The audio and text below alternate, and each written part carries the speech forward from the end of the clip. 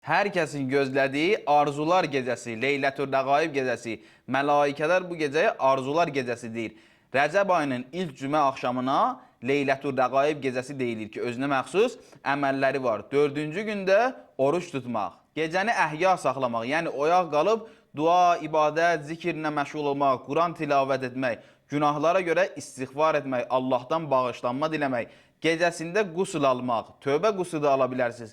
Hər ikisini niyyət edib bir qusul da ala bilərsiniz. 12 rükət namaz qılmaq.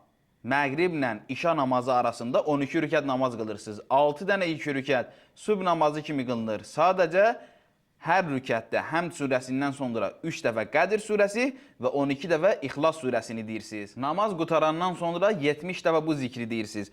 Allahümmə salli alə Muhammedin nəbiyyil ummiyyi və alə əlihi və əli Muhammed. Sonra səcdəyə gedib 70 dəfə bu zikri deyirsiniz. Subbuhun, quddusun, Rabbul mələikəti və ruh. Sonra səcdədən başınızı qaldırıb 70 dəfə bu zikri deyirsiniz.